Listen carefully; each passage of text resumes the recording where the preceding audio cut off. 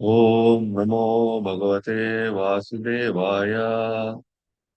ఓం నమో భగవతే వాసుదేవాయ. ఓం నమో భగవతే వాసుదేవాయ.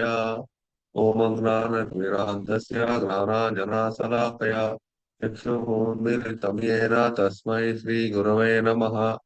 श्रीचैतन्यमनोभीष्टं स्थापितं येन भूतले स्वयं रूपकदा मह्यं ददाति स्वपदान्तिकम्। वन्देऽहं श्रीगुरो श्रीयुतापदकमलं श्रीगुरून् वैष्णवांश्च श्रीरूपं साग्रजातं सहगणरघुनाथान्वितं तं सजीवं साद्वैतं सावधूतं परिजनसहितं कृष्णचैतन्यदेवं श्रीराधा कृष्णपादान् सहगणललिता श्रीविशाखान्वितांश्च। हे कृष्णा करुणा सिंधो दीनबंधो जगत्पते गोपेश गोपिका कांता राधा कांता नमोस्तुते। सप्त कांचन गौरांगी राधे वृंदावनेश्वरी वृषभानुसुते देवी प्रणमामि हरिप्रिये। वाञ्छाकल्पतरुभ्यश्च कृपा सिन्धुभ्य एव च पतितानां पावनेभ्यो वैष्णवेभ्यो नमो नमः। जय श्री कृष्ण चैतन्य प्रभु नित्यानंद श्री अद्वैत गदाधर श्रीवासादि गौरभक्तवृंद। हरे कृष्णा कृष्णा कृष्णा हरे हरे हरे राम राम राम हरे हरे।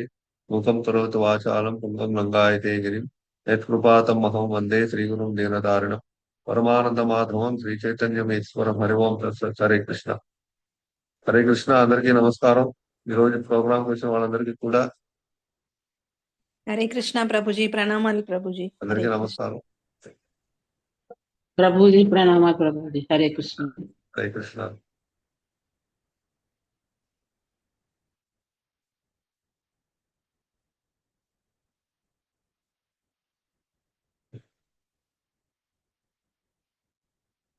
సో మనం ఈరోజు లాస్ట్ వీక్ ఏం చెప్తున్నా ముందు మనం గుర్తు చేసుకుందాం. ఎందుకంటే లాస్ట్ వీక్ ఏం డిస్కస్ చేసుకో మనకి జ్ఞాపకం ఉండకపోవచ్చు. లాస్ట్ వీక్ మనం చైతన్య మహాప్రభు అంటే నిమాయ్ పండిత్ ఒడుగు చేసుకున్న తర్వాత స్కూల్లో జాయిన్ అయ్యి అందరి పిల్లలతోనే ప్రతిరోజు స్కూల్కి వెళ్తూ ఆ తర్వాత స్కూల్లో పిల్లలతో అన్ని పాఠాలు నేర్చుకుంటూ ఉపాధ్యాయులందరినీ కూడా తన యొక్క ఈ సంస్కృత భాషలో ఉన్న తెలివితేటలో సంస్కృత భాషలో ఉన్న ఆ పరిపూర్ణత్వం, ఆ యొక్క టాలెంట్ అందరినీ ఛాలెంజ్ చేసి అందరినీ ఓడించడం, అలాగే అందరినీ కూడా తన ఫ్రెండ్స్ కింద చేసుకోవడం, రోజు పొద్దున్న స్కూల్కి వెళ్ళడం, మధ్యాహ్నం గంగానదికి వచ్చి అక్కడ అందరితోనే ఆర్గ్యుమెంట్ డిబేటు. దేని మీద అంటే సంస్కృత గ్రామర్, సంస్కృతం లాంగ్వేజ్. ఆ తర్వాత మధ్యాహ్నం ఇంటికి వచ్చి గంగలో స్నానం చేసి మళ్ళీ ఇంటికి వచ్చి అక్కడ మళ్ళీ అందరికి మళ్ళీ లంచ్ అంటే ప్రసాదం తీసుకుని ఇది రోజు సాలగ్రామకు నైవేద్యం పెట్టి అప్పుడు ప్రసాదం తినడం. ఇది ఆయన యొక్క నిమాయ పండిత యొక్క డైలీ యాక్టివిటీ. చాలా చాలా మంది కంప్లైంట్ చేస్తున్నవాళ్ళు, ఎందుకంటే అందరి ముందు వాళ్ళ యొక్క ఈ పిల్లలు కదా, అందరూ పిల్లలు కదా, పిల్లలు చిలి పనులు చేయడం, గంగానది ఒడ్డున అక్కడున్న మట్టితో ఒకళ్ళొకళ్ళు కొట్టుకోవడం, నీళ్లతో కొట్టుకోవడం, ఇవన్నీ వీటి వల్ల అక్కడ స్నానం చేయడానికి వచ్చిన వాళ్ళందరికీ చాలా ఇబ్బందిగా ఉండేది. ఈ విధంగా వాళ్ళందరూ కంప్లైంట్ చేసినా సరే జగన్నాథ్ మిశ్రా పెద్దగా మొదట్లో పెద్దగా సీరియస్ గా తీసుకోలేదు. తర్వాత ఆ యొక్క యాక్టివిటీస్ చాలా సీరియస్ గా అవుతాయి. అప్పుడప్పుడు ఆయన కంప్లైంట్ తీసుకుంటారు. అప్పుడు ఆ విషయాలన్నీ కొంచెం ఆలోచిస్తారు అన్నమాట. సో అదే ఆ విషయాలు మనం డిస్కస్ చేసాం. ఆ తర్వాత మనం చైతన్య మహాప్రభు పెద్దవాడు అవుతున్నాడు. పెద్దవాడు అవుతూ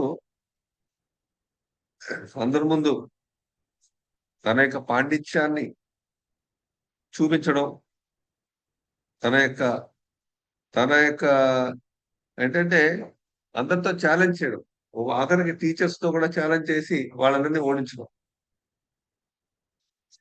ఇలాంటి అంటే చూడడానికి ఎలా ఉంటుంది, టీచర్లు కూడా ఓడించడం అనేది జల్లగా ఆ కాలంలో టీచర్లు కూడా ఓడిస్తే ఆ కుర్రాళ్ళకి ఆ గర్వం ఎక్కువ, అహంకారం ఎక్కువ, పొగరు ఎక్కువ, ఇలా మాట్లాడుకుంటారు జల్లగా అందరూ కూడా. కానీ ఆ విధంగా ఎవరు నిమాయిని భావించలేదు. ఈవెన్ టీచర్లు కూడా నిమాయిని మెచ్చుకునేవారు. ఈవెన్ గంగాదాస్ పండిత్ ఆయన యొక్క టీచర్, నిమాయ్ యొక్క టీచర్ గంగాదాస్ పండిత్ కూడా ఆ ఆయన కూడా ఓడించేవాడు మాటల్లో, ఆ సంస్కృత వ్యాకరణంలో. ఆయన దగ్గర అన్ని నేర్చుకుని ఆయన్నే మళ్ళీ ఓడించాం. ఆ విధంగా ఉండేది. సో అందరూ చాలా ఆనందంగా ఉండేవారు. గొడవలు వచ్చేవి కావు. ఇప్పుడు జనరల్గాను ఎవరైనా ఎక్కువ పాండిత్యం, ఎక్కువ ఆ ఆ తెలివితేటలు ఎక్కువ, ఆ టాలెంట్ ఉందనుకోండి, కొంతమందికి అసూయ ఉంటుంది. అసూయ అంటే ఇక ఆ పిల్లాడి మీద స్కూల్లో కొంతమంది అగైన్స్ట్ గ్యాంగ్ గా తయారవుతారు, ఒక గ్రూప్. అలాంటివి జరగలేదు. మనం చూస్తూ ఉంటే ఎవరైనా అలాంటి ఛాలెంజింగ్ కుర్రాళ్ళు ఉన్నారనుకోండి, అగైన్స్ట్ గ్రూప్ తయారవుతుంది. కానీ ఇక్కడ అలాంటి గ్రూపులు ఏం తయారవ్వలేదు. అందరూ కూడా హ్యాపీగా తీసుకునేవారు. ఎందుకంటే నిమ్మాయి చూడగానే అందరికీ ఆకర్షణ వచ్చేది.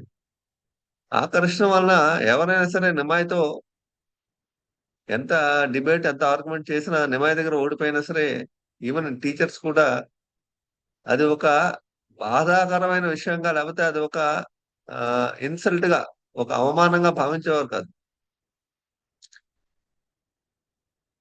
సో ఆ విధంగా లీల చేశాడు నిమ్మాయి. ఆ విధంగా లీల చేస్తూ ఆనందంగా పిల్లలందరితో ఆడుకుంటూ, ప్రతిరోజు గంగలో స్నానం చేస్తూ, ప్రతిరోజు తనే స్వయంగా ఇంట్లో శాలిగ్రామంకి పూజ చేయడం, భోగాన్ని నైవేద్యం పెట్టడం, ఆ తర్వాత అది ప్రసాదం తీసుకోవడం, మళ్ళీ ప్రసాదం తీసుకుని మధ్యాహ్నం అయిపోతే మళ్ళీ సాయంత్రం వెళ్ళి మళ్ళీ బుక్స్ తీసుకుని చదువుకోవడం కొద్దిగా, ఈ విధంగా చేసేవాడు అనమాట. సో అలా వెళ్తూ ఉండేది. అది చూసి జగన్నాథ మిశ్రాకి చాలా ఆనందంగా ఉండేది. ఎందువల్లంటే ఆ ఆ విషయం కూడా చర్చించుకున్నాము. అది కాకుండా యమునా నది యొక్క అదృష్టం, 5,000 సంవత్సరాలు యమునా నదిలో శ్రీకృష్ణుడు వచ్చి లీల చేసిన బృందావనంలో యమునా నదిని చూసి గంగాదేవి చాలా బాధపడేది. ఎందుకంటే నాకు అలాంటి అదృష్టం లేదు అని.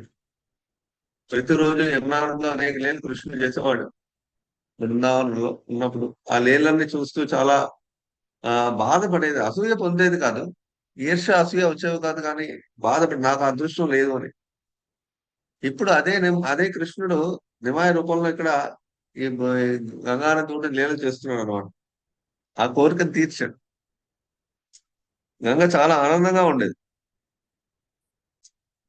ఎందువల్లంటే గంగా నది ఒడ్డున, అందుకే మాయాపూర్లో గంగ చాలా ఫేమస్, అంటే చాలా ఇంపార్టెంట్.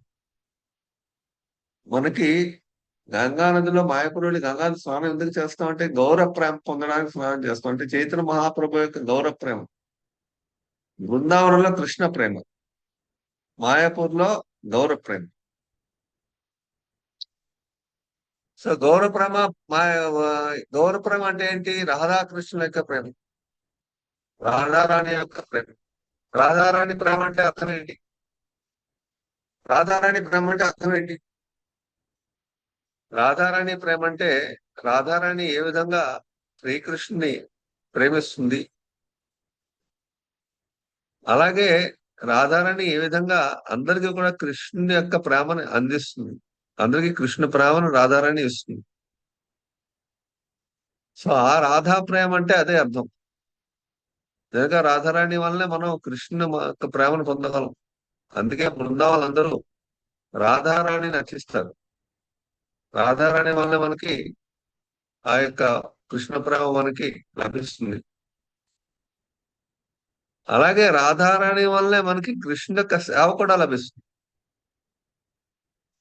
సో ఆ రాధారాణి ఎవరు? చైతన్య మహాప్రభు. మరి చైతన్య మహాప్రభు రాధారాణి అంటే కృష్ణుడే రాధాభావంలో వచ్చాడు కాబట్టి ఆ రాధా ప్రేమ మనకి లభిస్తుంది. అందుకే బృందావులందరూ కూడా రాధారాణికి సేవ చేయడానికి ముందుకు వస్తారు. రాధారాణికి సేవకులుగా ఉండడానికి ముందుకు వస్తారు. రాధారాణి సేవకులుగా వస్తే మనకి కృష్ణుడు యొక్క భాగ్యం మనకి కలుగుతుంది అని. సో చైతన్య మహాప్రభు యొక్క సేవని, చైతన్య మహాప్రభు ఆశ్రయాన్ని మనం తీసుకుంటే యాక్చువల్ గా రాధారాణి భావంతో చైతన్య మహాప్రభు ఉంటారు కాబట్టి మనకి ఆ ఈజీగా కృష్ణ యొక్క అనుగ్రహం ఈజీగా వెంటనే లభిస్తుంది. అందుకే చైతన్య మహాప్రభు మూలంగా రాధాకృష్ణ దగ్గరికి మనం వెళ్ళగలం. చైతన్య మహాప్రభు క్రాస్ చేసి రాధాకృష్ణ దగ్గరికి వెళ్ళడం మంచిది కాదు. ఎందుకంటే మనం అర్థం చేసుకోవడం కష్టం. త్రూ చైతన్య మహాప్రభు మనం అర్థం చేసుకోవడం ఈజీ. అందుకే ఈ బ్రహ్మ గౌడీయ సంప్రదాయాల్లోని ఈ గౌడీయ వైష్ణవులందరూ, ఆచార్యులందరూ కూడా ముందు చైతన్య మహాప్రభుని ప్రార్థన చేసి ఏం చదివినా, ఏం రాసినా, ఏం చెప్పినా సరే చైతన్య మహాప్రభుని ప్రార్థన చేసి వాళ్ళకి యాక్టివిటీస్ చేస్తారు. ఎందుకంటే చైతన్య మహాప్రభు అనుగ్రహం అంటే మనం ఆయన అనుగ్రహం వల్ల కష్టమైన విషయాలు అంటే ఏంటి? కష్టమైన విషయం చాలా దుర్లభమైన విషయం చాలా ఈజీగా మనకు లభిస్తాయి. ఏంటి దుర్లభమైన విషయం అంటే రాధాకృష్ణ ప్రేమ లభించడం దుర్లభమైన విషయం. రాధాకృష్ణ ప్రేమ మనకి రావడం చాలా దుర్లభమైన విషయం. అది మనకి ఈజీగా ఎలా వస్తుంది? చైతన్య మహాప్రభు అనుగ్రహం వల్ల వస్తుంది. సో అందుకే మనం చైతన్య మహాప్రభు అనుగ్రహం కోసం మనం ఎప్పుడు ప్రార్థించాలి. సో ఆ విధంగా నిమాయక లీలలు మనం వింటూ ఉండడం వల్ల నిమాయి మీద మనకి అట్రాక్షన్ పెరగాలి. నిమాయి మీద చైతన్య మహాప్రభు మీద అట్రాక్షన్ పెరుగుతున్నప్పుడు మనకి ఆ అనుగ్రహం వల్ల మనం రాధాకృష్ణుని పొందగలం. అందుకే ఈ చైతన్య చరితామృతం ఎందుకు రాశారంటే కృష్ణదాస్ కవిరాజు గోస్వామి ఈ చైతన్య మహాప్రభు ద్వారా ఈజీగా అందరూ రాధాకృష్ణ దగ్గరికి వెళ్ళగలరు. సో ఈ విధంగా నిమాయి ఇక్కడ లీల చేస్తున్నప్పుడు ఈ జగన్నాథ్ మిశ్రా తన కొడుకు యొక్క అందం చూసి, తన కొడుకు యొక్క చేష్టలు చూసి చాలా ఆనందించావు. ఎందువల్లంటే వాళ్ళు ఎవరితో సాంగత్యంలో ఉన్నారు అంటే దేవాది దేవుడైన కృష్ణు యొక్క సాంగత్యంలో, డైరెక్ట్ సాంగత్యంలో ఉన్నారు. వాళ్ళు సన్నిహితమైన డైరెక్ట్ కృష్ణు ఇంకో లోకంలో ఉండడం, మనం ఇంకో లోకంలో ఉన్నాం ఇప్పుడు. కానీ జగన్నాథ మిశ్రా సత్యమాత కృష్ణు యొక్క సాంగత్యంలో డైరెక్ట్ గా ఉన్నారు. వాళ్ళ యొక్క కుమారుడి కింద జన్మించాడు కాబట్టి కృష్ణ యొక్క సాంగత్యంలో అర్థం ఏంటి? ఆధ్యాత్మిక స్వరూపమైన కృష్ణ యొక్క సాంగత్యంలో మనం డైరెక్ట్ గా ఉంటే మన మనసు ఎప్పుడు కూడా పూర్తి దివ్యమైన ఆధ్యాత్మిక ఆనందంతో ఎప్పుడూ ఉంటుంది, ఆటోమేటిక్ గా ఉంటుంది. ఫర్ ఎగ్జాంపుల్, మంచి శుద్ధమైన భక్తుల యొక్క సాంగత్యాన్ని మనం ఎప్పుడైనా అనుభవించామనుకోండి, ఆటోమేటిక్ గా మనలోని ఆ యొక్క అనుభవం మనకి తెలుస్తుంది. ఆటోమేటిక్ గా ఆ యొక్క అనుభవం మనకి శుద్ధ భక్తుల సాంగత్యం మనకి ఎప్పుడైతే లభించిందో, ఆ లభించినప్పుడు ఆ సాంగత్యంలో మనకి ఆ అనుభవం ఎలా వస్తుందంటే, మనకి మామూలుగా ఈ భౌతిక ప్రపంచంలో ఉండే అనుభవంకి అప్పుడు ఆ సమయంలో వాళ్ళతో మనం సాంగత్యంలో ఉంటే వచ్చే అనుభవంకి చాలా తేడా ఉంటుంది. అది మనకు తెలుస్తుంది, ఎక్స్పీరియన్స్ అవుతుంది. అలాంటిది కృష్ణుతో మనం ఉంటే ఎంత ఎక్స్పీరియన్స్ అవుతుంది? ఆధ్యాత్మికమైన ఆ యొక్క స్వరూపం, కృష్ణ స్వరూపం ఆధ్యాత్మిక స్వరూపం, చైతన్య మహాప్రభు స్వరూపం ఆధ్యాత్మిక స్వరూపం. ఆధ్యాత్మిక స్వరూపంతో ఉన్న చైతన్య మహాప్రభుత్వ సాంగత్యం అంటే ఎలాంటి ఎక్స్పీరియన్స్ మనకు అనిపిస్తుంది అనేది ఈ జగన్నాథ్ మీద సత్యవత వాళ్ళు అనుభవించారు రోజు కూడా. అందువల్ల ఎప్పుడు చాలా ఆనందంగా చిన్న తన యొక్క వాళ్ళ కుమారుడి అందాన్ని, కుమారుడి చేష్టల్ని, కుమారుడి యొక్క లీలల్ని చూసి చాలా ఆనందంగా ఉండేవారు. దివ్యమైన ఆనందాన్ని పొందుతూ ఉండేవారు అనమాట. వాళ్ళకు వచ్చిన ఆనందం ఈ బ్రహ్మన్ అంటే బ్రహ్మజ్యోతులు లీనమయ్యి ఉండాలి అని యోగులు, జ్ఞానులు చాలా ప్రయత్నిస్తారు. అలాంటి ఆనందానికి అలాంటి ఆనందం అంటే బ్రహ్మానందం అంటారు. ఈ బ్రహ్మజ్యోతులు లీనమైతే వచ్చే ఆనందం బ్రహ్మానందం, దాని సాహిత్య ముక్తి. అలాంటి సాహిత్య ముక్తి అంటే ఒక పెద్ద ఓషన్ సముద్రం ఉందంటే సముద్రంలో అలాంటి సాహిత్య ముక్తి వల్ల వచ్చే ఆనందం బ్రహ్మానందం ఒక బిందువు మాత్రమే. ఈ కృష్ణ యొక్క సాంగత్యంలో కృష్ణ భక్తిలో వచ్చే ఆనందం ఒక పెద్ద మహాసముద్రం అయితే, ఈ సాహిత్య ముక్తి ద్వారా బ్రహ్మానందాన్ని పొందే యోగులకు ఆనందం ఒక చిన్న బిందువు సమానం అన్నమాట. అంటే ఆ దివ్యమైన ఆనందం అనేది భగవానుడు కృష్ణుడికి సాంగత్యంలో వచ్చే ఆనందంతో పోల్చుకుంటే అది ఒక బిందువు మాత్రం బ్రహ్మానందం, బ్రహ్మజ్యోతులు నిలవడం అనేది. కానీ జ్ఞాన యోగులు కూడా దానికోసమే ఎప్పుడు పరితపిస్తారు. వాళ్ళకి పీస్ కావాలి, పీస్ గా ప్రశాంతంగా ఉండాలి. ఆ పీస్ఫుల్ కావాలి కాబట్టి వాళ్ళకి వెరైటీ వాళ్ళకి నచ్చదు. వెరైటీ అంటే కృష్ణుడి యొక్క రూపాన్ని, లీలల్ని, గుణాల్ని వర్ణించడం. అదే ఆ, ఈ యొక్క నిరాకార బ్రహ్మం గురించి దాంట్లో లీనమవ్వాలనుకునే వాళ్ళందరికీ వాళ్ళకి వెరైటీ, విశేషం అనేది వాళ్ళకి వెరైటీ వాళ్ళకి నచ్చదు. వాళ్ళకి ఓన్లీ వన్నెస్ అంటే ఏకత్వం. ఎప్పుడూ కూడా వాళ్ళు పీస్ అంటే ఎటువంటి వెరైటీ లేకుండా, ఎటువంటి లక్షణాలు, ఎటువంటి లీలలు అన్ని కూడా ఏమి లేకుండా పీస్ గా ఉండడం. దానివల్ల వాళ్ళకి ఆనందం, అంత ఆనందం వాళ్ళకి ఆనందం రాదు. కాకపోతే వాళ్ళు అదే నిజమైన ఆనందం అనుకుని వాళ్ళు దాన్నే ప్రతిపిస్తారు, దాన్నే కోరుకుంటారు. అలాంటి ఆనందం కన్నా ఈ జగన్నాథ మిశ్ర అనుభవించిన ఆనందం ఒక బిందువుకి మహాసముద్రానికి ఎంత తేడా ఉందో అంత తేడా ఉంది. ఆయన స్వయంగా కృష్ణుడికి సాంగత్యం అనుభవిస్తున్నారు ఆయన. సో ఆ ఇదే అనమాట. కానీ భక్తులు ఎప్పుడు కూడా బ్రహ్మానందాన్ని కోరుకోరు, బ్రహ్మ యొక్క సాయుధ్య ముక్తిని కోరుకోరు. వాళ్ళ యొక్క ఇండివిజువాలిటీని, వాళ్ళ యొక్క ఈగో అంటే ఇండివిజువాలిటీని వాళ్ళు వదులుకోరు. భక్తులు ఎప్పుడు కూడా వాళ్ళు కృష్ణుడి సేవలో ఉండడానికి ఎప్పుడు ప్రయత్నిస్తారు కాబట్టి ఇండివిజువాలిటీని వదులుకోరు. అదనమాట. సో అది విషయం. సో ఈ విధంగా ఆయన ఆనందంగా గడుపుతూ ఉండేవారు. అప్పుడు సత్యమాత కూడా చాలా ఆనందంగా కొడుకుతూ ఉండేది. అప్పుడు జగన్నాథేశ్వర ఒక భయం ఉండేది. అంటే ఆ భయం ఏంటంటే, నా కొడుకు ఇంత అందంగా ఇంత ఆకర్షణీయంగా ఉన్నాడే, పొరపాటున ఈ దయ్యాలు భూతాలు నా కొడుకు మీద నా కొడుకుని భయపడతాయో, కొడుకు మీద ప్రభావాన్ని చూపుతాయో, కొడుకు మీద వాళ్తాయా అని చెప్పి భయం ఉండేది జగన్నాథేశ్వర.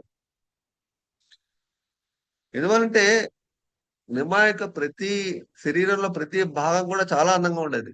చేతులేమి, అలాగే కాళ్ళేమి, అలాగే నాభి, అలాగే వక్షస్థలం, అలాగే ముఖం, అలాగే కళ్ళు, అలాగే ముక్కు, అలాగే ఈ, ఏ, నుదుటి, అలాగే చేతి వేళ్ళు, కాలు వేళ్ళు, అలాగే తొడలు అన్ని కూడా చాలా పర్ఫెక్ట్ అందంతో ఉండేవి అనమాట. పరిపూర్ణమైన అందంతో ఉండేవి.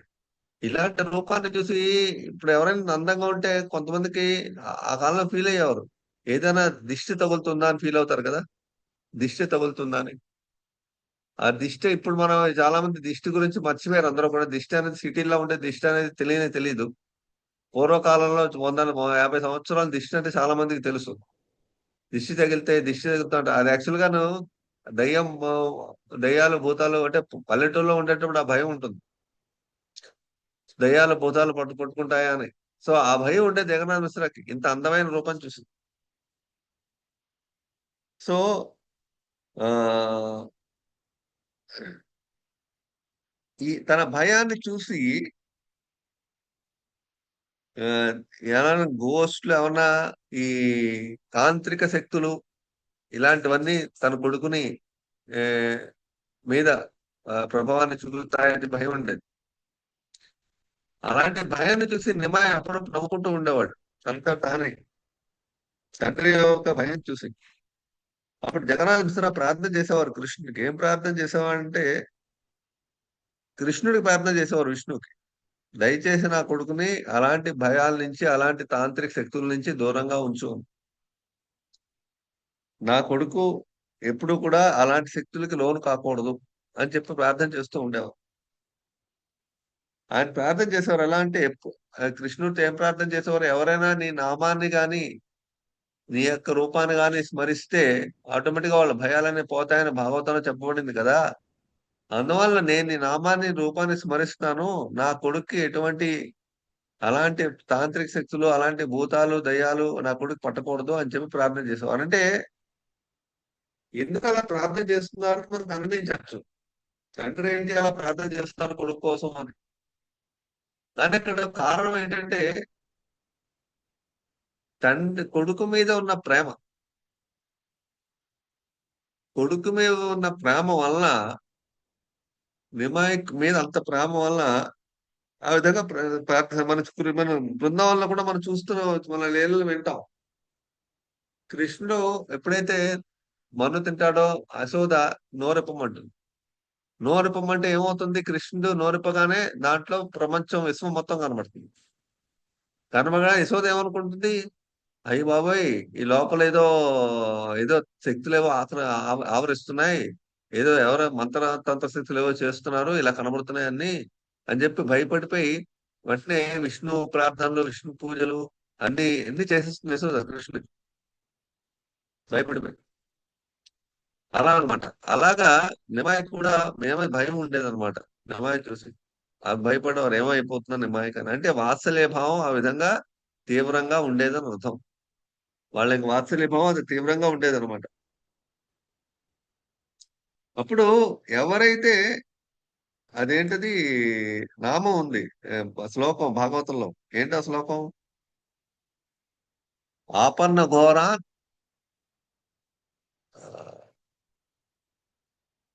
మర్చిపోయిన శ్లోకం. ఎన్నామ వ్యవసో గుణాన్ తథా సద్యో విముచ్చేది బిభేది స్వయం భయం.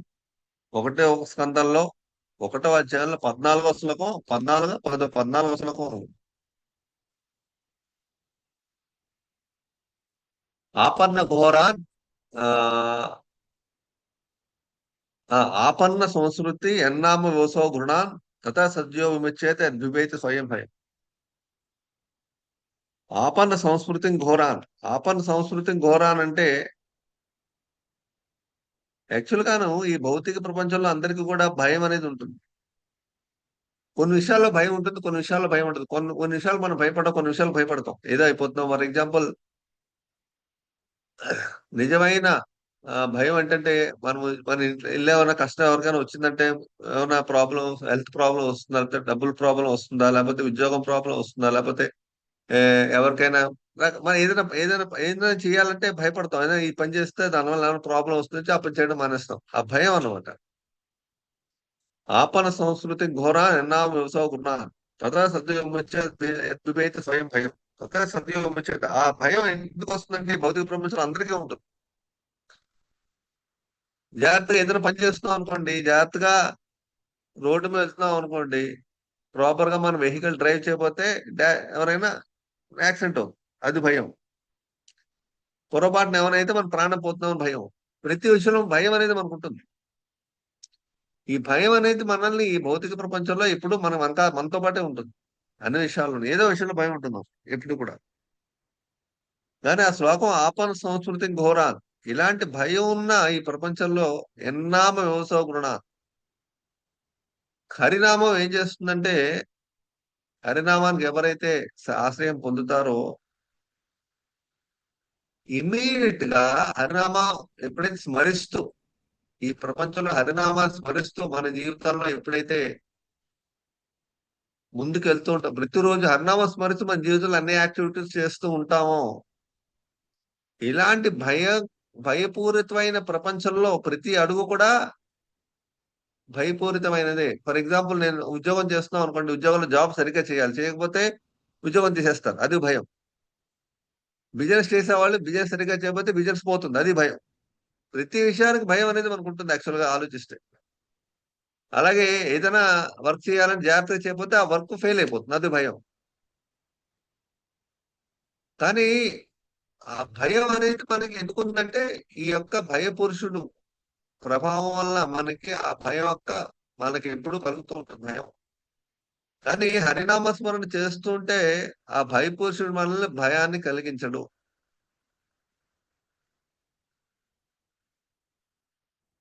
ఎవరైనా అలాంటి భయం పడుతూ మనం ఉన్నామంటే తత సద్యో విముచ్యేత. ఎప్పుడైతే హరినామం చేయడం మనం మొదలు పెడుతూ ఉంటామో గ్రాడ్యువల్ గా మనకి ఆ భయం తత సద్యో, సద్యో మీన్స్ ఇమీడియట్, వెంటనే ఆ భయం నుంచి విముక్తి పొందుతాం. ఎందుకంటే ఆ అందరికీ భయాన్ని కలిగించే భయపురుషుడే హరినామాన్ని వింటే భయపడతాడు. అందరికీ భయాన్ని కలిగించే భయపురుషుడే హరినామాన్ని వింటే ఆయన భయపడతాడు. ఆ భయాన్ని కలిగించే భయపురుషుడే చాలా భయాన్ని పొందుతాడు అన్నమాట. అందువల్ల ఎవరికి భయాన్ని కలిగించాడు, హరినామం వల్ల ధైర్యం వస్తున్నాడు. అందువల్ల ఈ జగన్నాథ మిశ్ర ఏం చేస్తున్నారంటే, నీ యొక్క నామం చదివితే నీ పాదాలని గుర్తుంచుకున్నా, నీ యొక్క నామాన్ని చదివినా ఆటోమేటిక్ గా వాళ్ళ భయం పోతుంది. అందుకే నీ నామాన్ని నిన్నెప్పుడు స్మరణ వేడుతున్నాను, నా కొడుకుని మాత్రం ఎటువంటివి చేయకని ఆయన ఆయన కోరుకుంటాడు అనమాట. సో ఇంకోటి ఏంటంటే, జనరల్గాను ఇక్కడ రాస్తున్నారు మనకి భక్తి సిద్ధాంత ఠాకూర్ ఆయన భాషలోని, ఎవరైనా సరే ఈ భక్తి మార్గంలో, హరిభక్తి మార్గంలో ఉన్నవాళ్ళు ఎప్పుడైనా సరే పొరపాటున హరిభక్తి మార్గం నుంచి పడిపోయారు అనుకోండి కిందకి, అంటే హరిభక్తి మార్గం నుంచి వాళ్ళు దిగజారిపోతారు. దిగజారిపోయిన భగవంతుడు వాళ్ళని రక్షిస్తాడు అని చెప్తున్నారు, భాగవతం చెప్తుంది. వాళ్ళు అందరిలాగా, అందరు మామూలు మనుషుల్లాగా వాళ్ళు ఆధ్యాత్మిక స్థాయి నుంచి కిందకి పడిపోరు.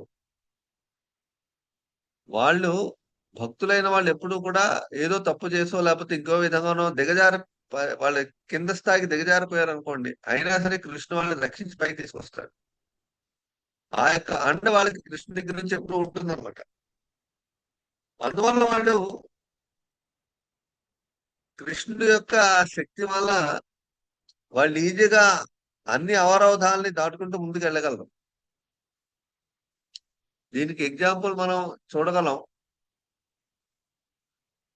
మన యొక్క ఆచార్యులు, మన యొక్క గురువులు ఎన్నో కష్టాలు, ఎన్నో ప్రాబ్లమ్స్ అన్ని దాటుకుని ఎన్నో లీలలు చేసి, ఎన్నో విషయాలు ఎన్నో చేశారు. ప్రభుపాద జీవితంలో అయితేనేమి, ప్రభుపాద శిష్యుల జీవితంలో అయితేనేమి, అలాగే పెద్ద పెద్ద మంచి మంచి భక్తుల జీవితాలు అయితేనేమి మనం చూస్తే ఎన్నో ప్రాబ్లమ్స్ అవన్నీ కూడా అవరోధాలని దాటుకుని వాటి మీద కాలు వేసి వాళ్ళన్నింటి అనగదొక్కి పైకి వచ్చారనమాట. ఆచార్యులందరూ కూడా ఎన్నో ప్రాబ్లమ్స్ ఫేస్ చేసి, ఈ అవరోధాలు ఇవన్నీ అడ్డంగా వచ్చిన వాటిని కాలేసి అనగదొక్కి పైకి వచ్చారు. అంటే కృష్ణ యొక్క శక్తి వల్ల వాళ్ళు అన్ని అవరోధాలు ఇదిగా దాటి పైకి రాగలరు. అందువల్ల వాళ్ళు కృష్ణుడిని రక్షిస్తాడు.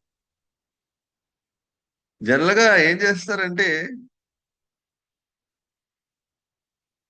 దేవతలు ఒక్కొక్కసారి ఎవరైతే భక్తి మార్గంలో సీరియస్ కృష్ణ భక్తి మార్గంలో ఉన్నారో వాళ్ళకి దేవతలు ఒకసారి ప్రాబ్లమ్స్ క్రియేట్ చేస్తారు. దేవతలు వాళ్ళ భక్తి మార్గంలోని ప్రాబ్లమ్స్ క్రియేట్ చేస్తారు, చాలా ప్రాబ్లమ్స్ క్రియేట్ చేస్తారు. ఎందుకు క్రియేట్ చేస్తారు ప్రాబ్లమ్స్ అంటే, భక్తుల నుంచి కిందకి పడిపోతాడేమో. కానీ ఎవరు ఈ భక్తులు ఏం చేస్తారంటే, అలాంటి ప్రాబ్లమ్స్ మీద కాలు వేసి కింద అనగదొక్కి వీళ్ళు పైకి వెళ్తారు అన్నమాట. వాళ్ళకి ఆ శక్తి కృష్ణుడు ఇస్తాడు, అది అడ్వాంటేజ్. ఒకసారి మనం చూస్తాం, దేవతలను కొలిచే వాళ్ళకి పెద్దగా ప్రాబ్లమ్స్ ఉండవు. అదే కృష్ణుని విష్ణుని కొలిచే వాళ్ళకి ప్రాబ్లమ్స్ ఎక్కువ మనం చూస్తూ ఉంటాం. వాళ్ళకి అనిపిస్తుంది అదేంటి, దేవతలు కొలిచే వాళ్ళకి పెద్దగా ప్రాబ్లమ్స్ లో చాలా హ్యాపీగా ఉన్నారు వాళ్ళు, కృష్ణుని కొలిచే వాళ్ళు విష్ణుని కొలిచే వాళ్ళు చాలా ప్రాబ్లమ్స్ మనం చూస్తున్నాం. ఏంటి, కృష్ణు కొలిచే వాళ్ళు విష్ణు ప్రాబ్లమ్స్ ఉండకూడదు, చాలా హ్యాపీగా ఉండాలి కదా వాళ్ళు, మరి వాళ్ళు ఎందుకు ఇంత కష్టాలు పడుతున్నారని అనిపిస్తున్నారు. దాని అర్థం ఏంటంటే, కష్టాలు వచ్చినా ప్రాబ్లమ్స్ కనబడుతున్నా సరే శ్రీహరి యొక్క స్ట్రెంగ్త్, ఆయన యొక్క శక్తి వల్ల ఈజీగా ప్రాబ్లమ్స్ అనగదొక్కి పైకి వెళ్ళగలరు. ఆ శక్తి వాళ్ళకి కృష్ణ వల్ల వస్తుంది అనమాట. ప్రహ్లాదుడు ఉన్నాడు, కృష్ణుని పూర్తిగా ఆశ్రయించాడు, ఒక్క చిన్న ప్రాబ్లం కూడా కలగలేదు, ఎన్నో కష్టాలు ఇచ్చాడు తండ్రి హిరణ్యకశిపుడు, అయినా సరే ప్రహ్లాదుకి ఏమీ అవ్వలేదు. అన్ని కష్టాలు, అన్ని ప్రాబ్లమ్స్ ని కణదొక్కి పైకి వచ్చాడు ప్రహ్లాద్. అలాగే భక్తులు పైకి వస్తారనమాట. ఆ శక్తి కృష్ణుడు ఇస్తాడు వాళ్ళకి. ఎందుకంటే కృష్ణుడే స్వయంగా వాళ్ళని రక్షిస్తాడు కాబట్టి. అందుకే భక్తుల యొక్క రక్షణ స్వయంగా కృష్ణుడే తీసుకుంటాడు. సో అందువల్ల కృష్ణ భక్తిని మనం ఎప్పుడూ వదలకూడదు, హరిభక్తిని ఎప్పుడు మనం వదలకూడదు. సో ఆ విధంగా నువ్వు నా కొడుకు యొక్క రక్షణ నువ్వే తీసుకుంటావు కాబట్టి, నీ భక్తిని నీ మార్గంలో నేను ఎప్పుడు ఉంటాను కాబట్టి నాకు ఎటువంటి భయం లేదు అనుకుంటాను.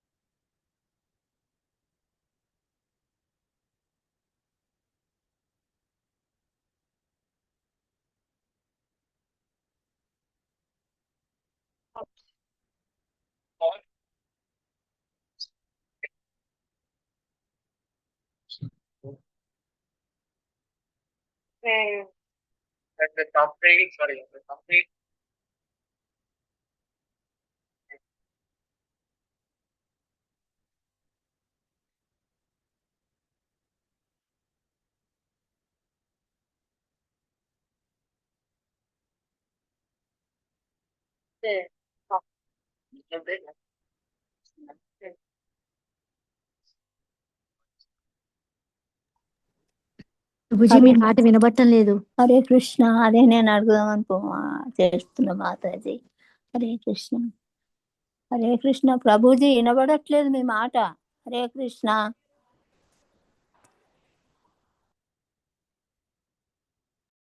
డైరెక్ట్ గా బృందావనం ఉండడం వల్ల భయం అక్కర్లేదు అనమాట. సో అది ఒక పాయింట్. ఇంకో పాయింట్ ఏంటంటే యాక్చువల్ గా పూతన ఎన్నో పిల్లల్ని చంపిందని మనం విన్నాం. కానీ అక్కడ యాక్చువల్గా ఏం జరిగిందంట, కృష్ణుడు యొక్క యోగమాయ శక్తి వలన ఎక్కడైతే ఏ పిల్లలు, ఎక్కడ ఏ ఇంట్లో హరినామం జరుగుతుందో, బృందావనం మధుర మండలంలో ఎక్కడ హరినామం చెప్తున్నారో ఆ ఇళ్ళలో పిల్లల్ని పూతన చంపలేకపోయింది. ఆ ఇల్లు ఆ పిల్లల దగ్గరికి పోతన రాలేకపోయింది. వాళ్ళని పట్టుకోలేకపోయింది. అంటే వాళ్ళ దగ్గరికి వెళ్ళలేకపోయింది. వాళ్ళు ఆ యోగమాయ శక్తి వల్ల రక్షించబడ్డారు. వాళ్ళు ఎవరైతే హరినామం చేయకుండా, హరినామం లేని ఇల్లు ఉన్నాయో, ఇలాంటి గృహాలు ఉన్నాయో అక్కడ పిల్లల్ని మాత్రమే పోతన చంపగలిగింది. మిగతా వాళ్ళని పోతన వెళ్ళడానికి అవకాశమే రాలేదండి. అంటే ఏంటంటే పూతన ఎవరిని చంపిందంటే ఏ ఇళ్లలో హరినామం చెప్పలేదో అలాంటి ఇళ్లలో కూడా పిల్లల్ని మాత్రమే చంపింది.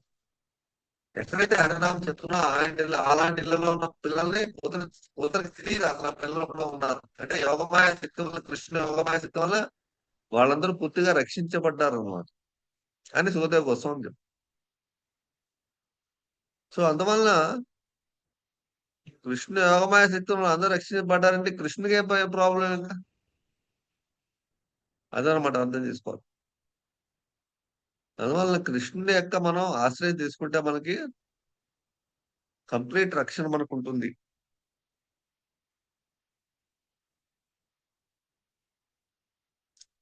సో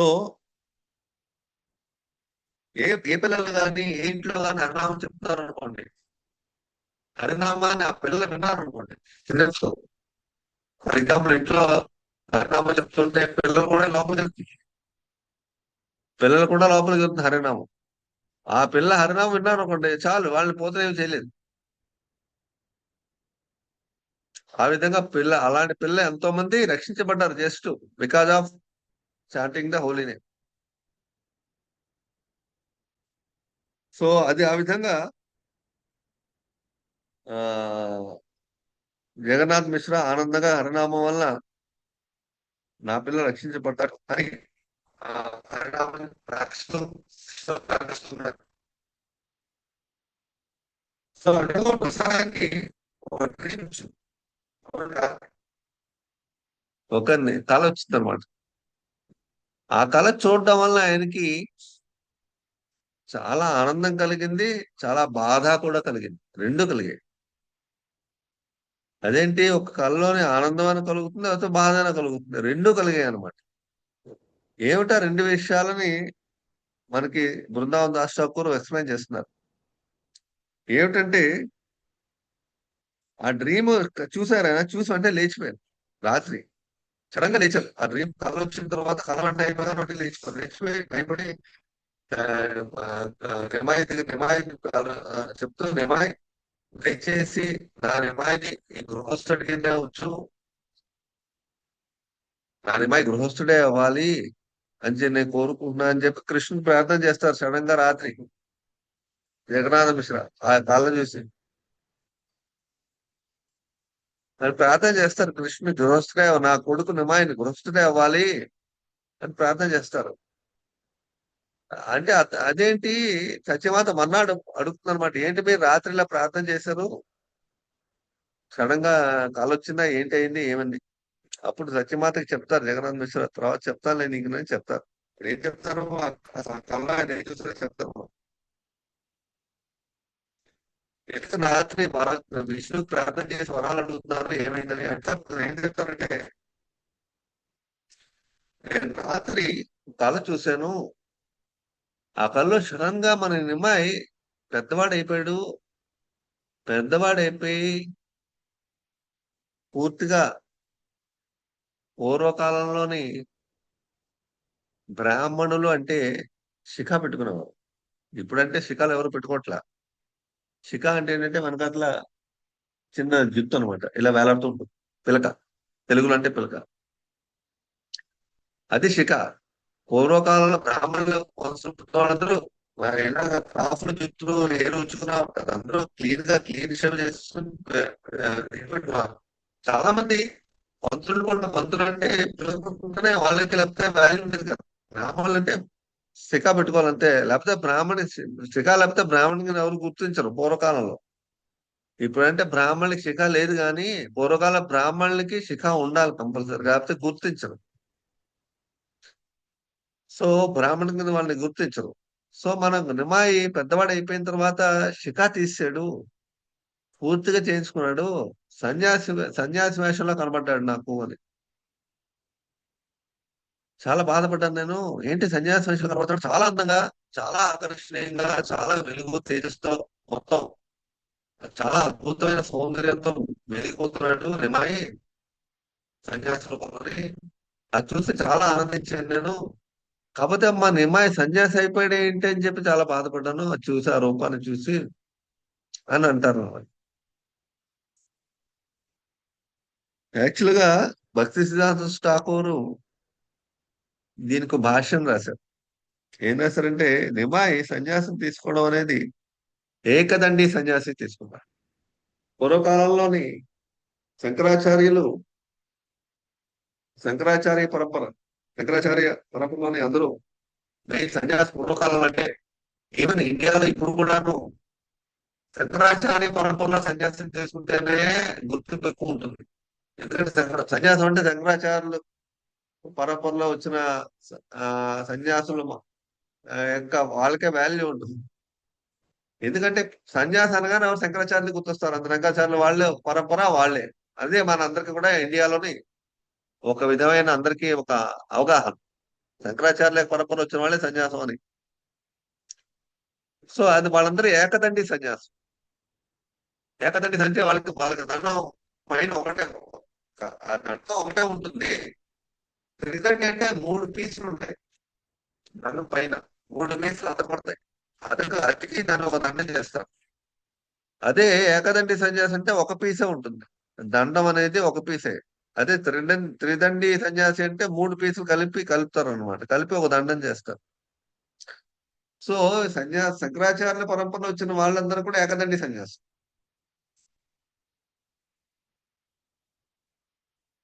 సో అలాగా శంకరాచార్యుల పరంపరలో ఈయన సన్యాసం తీసుకున్నారు. ఎవరు? చైత్ర మహాప్రభు తీసుకున్నట్టు ఏకదండి సన్యాసి. త్రిదండి సన్యాసి అంటే అర్థం ఏంటంటే మనస్సు, వాక్కు, మనస్సు, కర్మ అంటే బాడీ, మైండ్ అండ్ వర్డ్స్. శరీరము, వాక్కు, మనస్సు, ఈ మూడింటి ద్వారా కృష్ణుడికి సేవ చేస్తారు త్రిదండి సన్యాసులు అంటే. మనసు ద్వారా, వాక్కు ద్వారా, శరీరం ద్వారా కృష్ణ సేవలో నిరంతరం ఉంటారు కాబట్టి వాళ్ళని త్రిదండి సన్యాసి అంటారు. ఏకదండి సన్యాసి కృష్ణ సేవలో ఉంటారు కదా వాళ్ళు. అందువల్ల వాళ్ళకి ఈ యొక్క మార్గం వాళ్ళకి తెలియదు. వాళ్ళంతా కూడా వేద పఠనం, ఉపనిషత్తులో అధ్యయనం చేసి ఉపనిషత్తులో ఆ జ్ఞానం ద్వారా లీనమైపోవడం. అదే వాళ్ళ యొక్క గమ్యం, డెస్టినేషన్. అందువల్ల వాళ్ళందరూ ఏకదండి సన్యాసులకి ఈ యొక్క శరీరం, వాక్కు, మనసు ద్వారా సేవ అనేది వాళ్ళకి తెలియదు. సో ఈ ఏకదండి సన్యాసులు ఏం చేస్తారంటే ఈ బ్రాహ్మణులందరూ కూడా సన్యాసం తీసుకుంటున్నారంటే అప్పటి వరకు శిఖ ఉంటుంది, బ్రాహ్మణిక ఉపనయనం చేసిన జందం ఉంటుంది. ఈ రెండు తీసేస్తారు వాళ్ళు సన్యాసం తీసుకుంటే. బ్రాహ్మణులే సన్యాసం తీసుకున్నప్పుడు ఈ జందం, ఉపనయనం చేసిన జందం ప్లస్ శిఖ రెండు తీసి ఒక అగ్నిహోత్రంలో పడేస్తారు. దాన్ని పరిత్యజిస్తారు అనమాట. వాళ్ళు ఇంకా అంటే వాళ్ళకి ఫుల్ వాళ్ళకి ఇది ఉండదు, యజ్ఞోపేతం ఉండదు. అలాగే వాళ్ళకి శిఖ కూడా ఉండదు. సన్యాసం తీసుకున్న వాళ్ళు, శంకరాచార్యుల పరంపరలో తీసుకున్న వాళ్ళు అలా కనబడితే చాలా బాధపడతారు. జగన్నాథ మిశ్ర ఏంటి మన వాడు శిఖ తీసేసి ఇలాగ యజ్ఞోపేతం తీసి సన్యాసికి మారిపోయాడు. సో ఆ విధంగా చైతన్య మహాప్రభు ఏకదండి సన్యాసి. ఎందుకంటే చైతన్య మహాప్రభు ఏకదండి సన్యాసి తీసుకున్నారంటే ఆ కాలంలోని నార్త్ ఇండియా అంతా కూడా ఏకదండి సన్యాసులకే వాల్యూ ఉండేది. త్రిదండి సన్యాసులకి వాల్యూ లేదు అప్పుడు. ఎందుకంటే శంకరాచార్యులు అందరూ ఏకదండి సన్యాసం ఇచ్చారు కాబట్టి, అందరూ శంకరాచార్యుల పరంపరలో ఉన్నారు కాబట్టి మొత్తం అక్కడే ఇప్పుడు కూడా శంకరాచార్యుల సన్యాసం అంటే అందరికి వాల్యూ. సన్యాసం అనగానే అప్పుడు ఆయన చెప్తారనమాట, మన అమ్మాయి సన్యాసం తీసుకుని నృత్యం చేస్తూ గట్టిగా పాడుతూ గట్టిగా ఆనందంతో పాడుతూ ఆడుతూ అన్నా సంకీర్తన చేస్తున్నారు. ఆయనతో పాటు మన నిమ్మాయితో పాటు అద్వైతాచార్య, గదాధర పండితులు వీళ్ళందరూ కూడా మన నిమ్మాయితో పాటు నృత్యం చేస్తూ హరినామ సంకీర్తనలో ఉన్నారు అని చెప్తున్నారు అనమాట. అని ఆ కళ్ళ ఇవన్నీ చూశారు. అలాగే ఆ నిమాయి వెంటనే ఒక సింహాసనమే, విష్ణు సింహాసనమే కూర్చుని నిమాయి విష్ణు సింహాసనమే కూర్చుని అందరూ కూడా ఆయన పాదాల దగ్గర కూర్చున్నారు అనమాట. నిమాయి మాత్రం విష్ణు సింహాసనంలో కూర్చున్నారు. ఒక సింహాసనం, రత్న సింహాసనంలో అద్వైతాచార్య, అలాగే గదాధర పండిత్, అలాగే అందరూ కూడా నిమాయి కాళ్ళ దగ్గర కూర్చుని నిమాయి వాళ్ళ కళ్ళ మీద ఆయన పాదాలని పెట్టారు అనమాట. నిమ్మాయి తన పాదాలని అద్వైతాచార్య తల మీద గదాధర్ పండిత్ వీళ్ళందరూ శ్రీనివాస్ పండిత్ వీళ్ళ తల మీద పెట్టడం చూసి ఆశ్చర్యపోయారు జగన్నాథ్ మిశ్ర కళ్ళం. ఏంటి నిమ్మాయి ఏంటి చాలా చిన్న పిల్లవాడు, అద్వైతాచార్య ఇలాంటి శ్రీనివాస్ పండిత్ వాళ్ళందరూ చాలా వయసు ఉన్న వాళ్ళు, చాలా పెద్ద పెద్ద వైష్ణవులు, ఇలాంటి నిమ్మాయి వీళ్ళ తల మీద పాదాలు పెట్టుకుని ఎవరి నిమ్మాయి అని చెప్పి నాకు భయం వచ్చింది. నిమ్మాయి చూసి చాలా బాధపడ్డాను నేను. ఏంటి నిమ్మాయిని ఇంత చూస్తున్నారు వీళ్ళందరూ, ఇలా చేస్తారు, ఎవరి మన మన మన పురాడు ఏంటి, మన కుమారుడు ఎలా పుట్టాడు, ఎవరు ఇంతకీ అని చెప్పి నాకు భయం వేసింది. చాలా బాధగా ఉన్నాను. కాకపోతే బ్రహ్మ, శివుడు, అనంతశేషుడు వాళ్ళందరూ కూడా అక్కడ ప్రత్యక్షం అయ్యారు. వాళ్ళందరూ మన నిమ్మాయిని చూసి కీర్తన చేసి వాళ్ళందరూ నిమ్మాయి పాదాలకు నమస్కారం చూశారు. ఎవరు అని నాకు చాలా భయం వేసింది అని చెప్పి చెప్తున్నాను కదా. వాళ్ళందరూ కూడా జయ సచ్చినందనం గౌరహరిని బ్రహ్మ, శివుడు, శేషుడు వాళ్ళందరూ నృత్యం చేస్తున్నారు. జయ సచ్చినందన గౌరహరి ఆ నృత్యం చేస్తూ వాళ్ళందరూ చూడడం వలన వాళ్ళందరినీ చూడగా నాకు చాలా బాధ కలిగింది. ఏంటి మన అబ్బాయి మన కొడుకా కాదా లేకపోతే ఎవరు అని చెప్పి నాకు భయం వేస్తుందని. సో ఆ విధంగా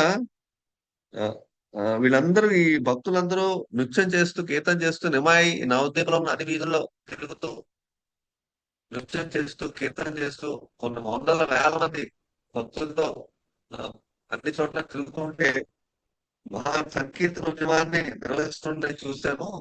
నిమాయి నవద్వీప నగర వీధుల్లో అన్నింటిలో నేను ఏంటి జరగబోతుంది ముందు ముందు కాలంలో అది నాకు చాలా భయంగా ఉంది. మన నిమా ఏంటి సన్యాసం తీసుకోబోతున్నాడా, ఆల్రెడీ విశ్వరూప సన్యాసం తీసి ఇంట్లో వెళ్ళిపోయారు. మళ్ళీ ఈయనేంటి ఇలాగా మన నిమాయి కూడా ఇలా వెళ్ళిపోతున్నారని భయపడ్డారు అనమాట. అందరూ కూడా అన్ని దిక్కుల నుంచి జై సచ్చినందన గౌరహాన్ని అరుస్తున్నారు. అన్ని దిక్కుల నుంచి ఆ వినడం అరవడం చూస్తుంటే నాకే భయం వేసింది. నిమాయి విధంగా అరుస్తుంటే నిమాయి ఆయన కీర్తన చేసి అందరూ చేసేందుకు అలా భావిస్తుంటే అందరినీ నాకే చాలా భయం వేసింది.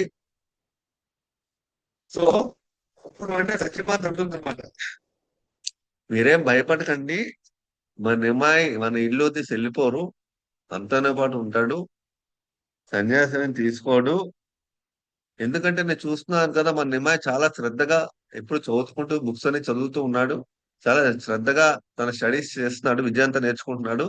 ఇలాంటి సన్యాసం తీసుకుని వెళ్ళిపోయే ఇలా ఏం చెయ్యడు, నేను చెప్పగలను గ్యారంటీగా, అలాంటి భయం మీకు అక్కర్లేదు అని చెప్పి చెప్తుంది సత్యమాత. ఆ విధంగా కొన్నాళ్ళు నిమ్మాయి కాల్చుకుంటూ ఆ విధంగా కొన్నాళ్ళు అయిపోయిన తర్వాత హఠాత్తుగా ఒకసారి ఒక రోజు హఠాత్తుగా జగన్నాథ్ మిశ్ర ఈ ప్రపంచాన్ని వదిలేసి వెళ్ళిపోతారు. ఎవరు ఊహించరు అన్నమాట. జగన్నాథ్ మిశ్ర ప్రపంచాన్ని వదిలేసి వెళ్ళిపోతారని ఎవరు ఊహించరు. ఇంకా నిమ్మాయి చాలా చిన్న పిల్లవాడు, సత్యమాతకి ఎవరు లేరు. సడన్ గా నిమ్మాయి ఈ ప్రపంచాన్ని వదిలేసి, నిమ్మాయి వాళ్ళ ఫాదర్ జగన్నాథ్ మిశ్ర ప్రపంచాన్ని వదిలేసి వెళ్ళిపోగానే మొత్తం అందరూ షాక్ అయిపోతారు అనమాట. ఏమైంది సడన్ గా వదిలేసి వెళ్ళిపోయారు. నిమ్మాయి నిమ్మాయి చాలా ఎక్కువగా ఏడుస్తాడు, చాలా ఎక్కువ ఏడుస్తాడు అనమాట. సో ఎంత ఎక్కువ ఏడుస్తాడంటే అది చూసి రాముడు కూడా చాలా బాధపడతాడు. దశరథ మహారాజు వెళ్ళిపోయిన తర్వాత, దశరథ మహారాజు వెళ్ళిపోయాడని చెప్పగానే రాముడు చాలా బాధపడతాడు.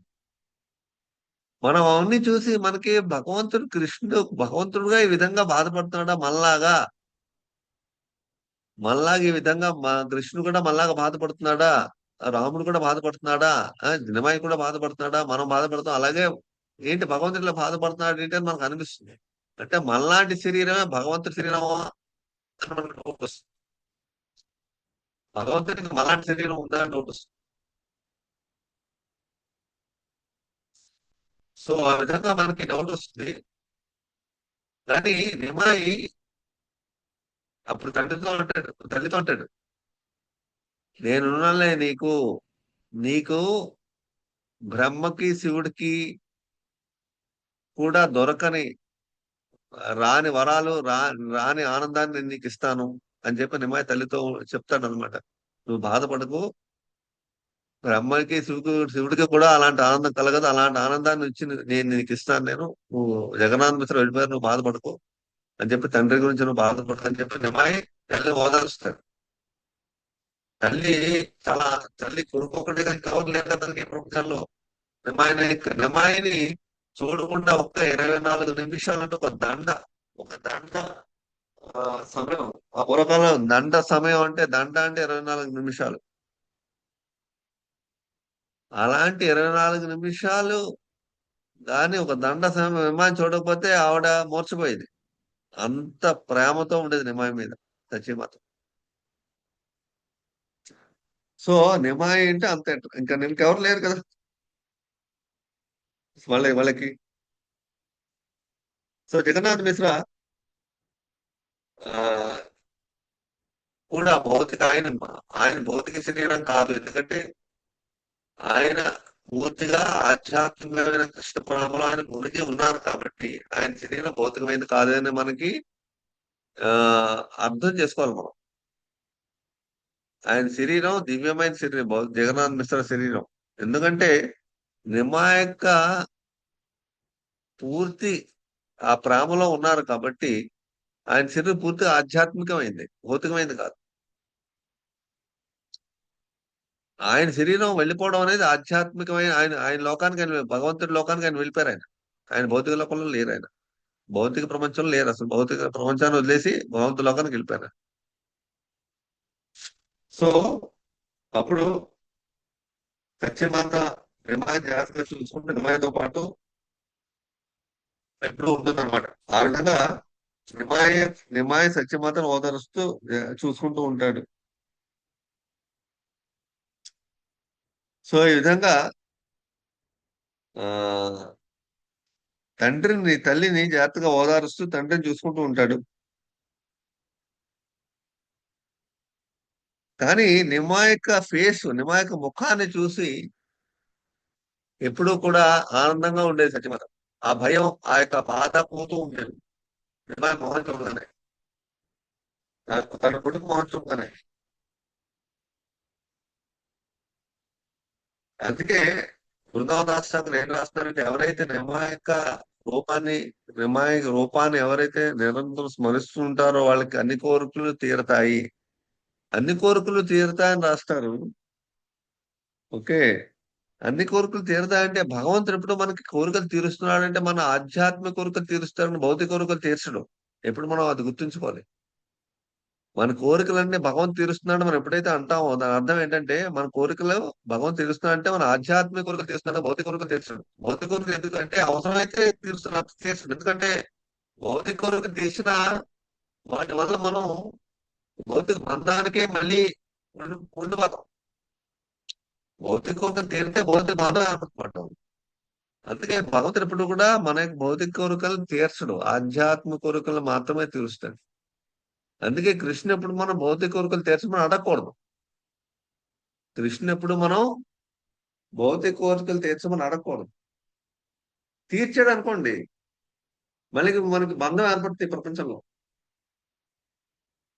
అందువల్ల జనరల్గా దేవతలందరూ కోరికలు తీర్చమని అడుగుతారు పూజలు అనే వ్రతాలు చేసి.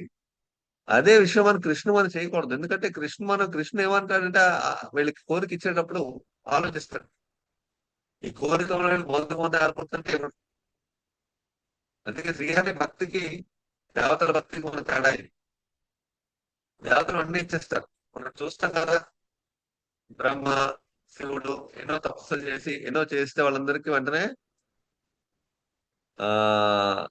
వరాలు వెంటనే వాళ్ళు ఇచ్చేస్తారు. దుర్గాదేవి వాళ్ళందరూ వరాలు ఇచ్చేస్తారు వెంటనే వాళ్ళకి.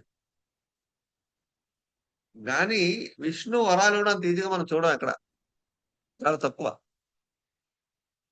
ఎందుకంటే విష్ణు భక్తులు ఎప్పుడూ ఆ వరాలు ఇచ్చినా సరే వాళ్ళ ఆ వరాల వల్ల వచ్చే ప్రాబ్లం వాళ్ళకి తెలుసు. అందువల్ల విష్ణు భక్తులు ఎప్పుడు వరాలను ఎక్కువ అడగరు. సో అందువల్ల మనం కృష్ణుడు కూడా భౌతిక కోరికలు ఆడకూడదు.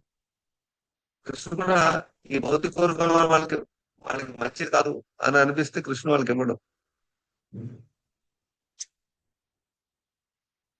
సో ఈ విధంగా చాలా ఆనందమైన జీవితాన్ని నిమాయ అందరికి పంచుతూ ఆ విధంగా గడిపాడు అనమాట. ఎక్కడ? నవద్వీపంలో. సో ఇదనమాట మనం ఈరోజు చెప్పుకున్నాం.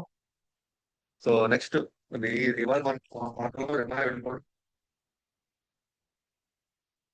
సో ఒకసారి ఏమైంది, అదే ఈ మిగతా కొన్ని పాస్ట్ టైమ్స్ మిగతా ఉన్నాయి. నెక్స్ట్ వీక్ మనం చెప్పుకుందాం పాస్ట్ టైమ్స్. హరే కృష్ణ.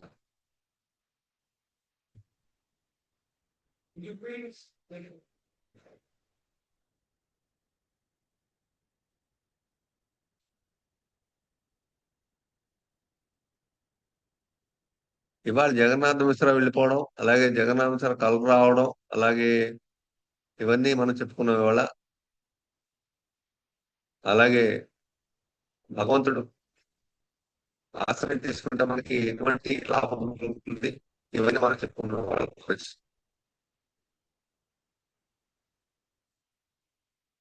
హరే కృష్ణ.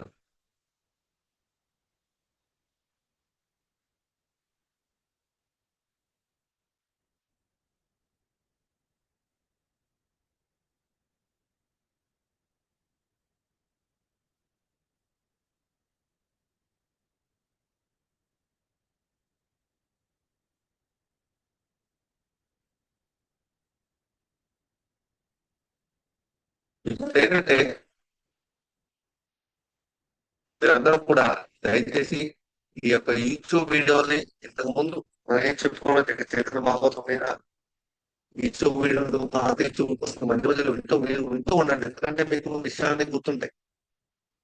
ఆ విషయాన్ని గుర్తుండి అవన్నీ మీకు గుర్తెచ్చుకుని అవన్నీ మీరు వాటి గురించి ఆలోచిస్తూ మన యొక్క ధ్యాస చైతన్య మహాప్రభు కంటిన్యూగా పెట్టుకోవడానికి అవకాశం ఉంది. యూట్యూబ్ లో మనం ఎందుకు పెడుతున్నాం అంటే యూట్యూబ్ లో పెట్టడం ద్వారా మళ్ళీ మనం వినడానికి అవకాశం ఉంటుంది. ఒకసారి మనకు అన్ని గుర్తుండవు, అర్థం అవ్వవు, మళ్ళీ మళ్ళీ వినడానికి అవకాశం ఉంటుంది. అదనమాట అడ్వాంటేజ్ యూట్యూబ్ లింక్ పెట్టడం వల్ల. సో ఇవాళ యూట్యూబ్ లో ప్రాబ్లం వచ్చింది, అందువల్ల ఎప్పుడు యూట్యూబ్ లింక్ కొత్తగా మళ్ళీ క్రియేట్ చేసి పెడతాను ఇవాళ ప్రోగ్రామ్కి నైట్ లోపల ఎందువల్ల పెడతాను. సో అందువల్ల యూట్యూబ్ లింక్ లో వింటూ ఉండండి. నెక్స్ట్ చైతన్య మహాప్రభు యొక్క లీలను వినడానికి అందరినీ మీరు ఎంకరేజ్ చేయండి. ఎందుకంటే కృష్ణలీలు భాగవతం అన్ని చోట్ల వినబడతాయి, అన్ని ఎంతో మంది చెప్తూ ఉంటారు, భగవద్గీత ఎంతో మంది చెప్తూ ఉంటారు, కానీ చైతన్యలీలు ఎవరు చెప్పరు, చాలా తక్కువ మంది చెప్తారు. అందువల్ల మీరు దయచేసి అందరినీ చైతన్యలీలు వినడానికి ఎక్కువ అందరినీ రప్పించండి, చాలా ఇంపార్టెంట్. చైతన్యలీలు వినాలన్నమాట. చైతన్యలీలు వినకుండా ఉంటే ఎవరు మనకి చైతన్య గురించి చైతన్య భాగవతం చాలా డీటెయిల్ గా చెప్పడే ముందు ముందు ఇంకా ఎక్కువ చాలా ఎక్కువ వస్తాయి లీలన్నీ అదనమాట. సో అందువల్ల మీరు అందరినీ రండి, అందరికి తీసుకురండి, ఎక్కువ మందిని వాళ్ళు వినడానికి అవకాశాన్ని కలిగించండి. హరే కృష్ణ.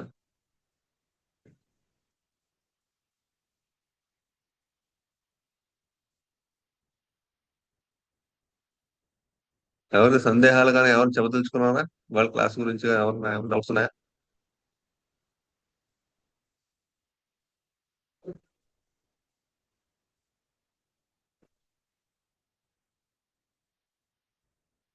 హరే కృష్ణ ప్రభుజీ, ప్రణామాలు ప్రభుజీ.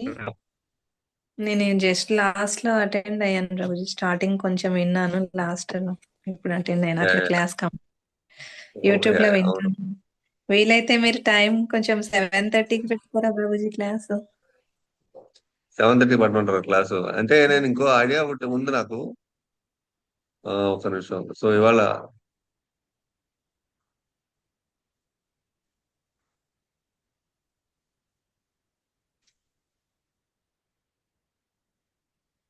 ఐడియా ఉంది ఏంటంటే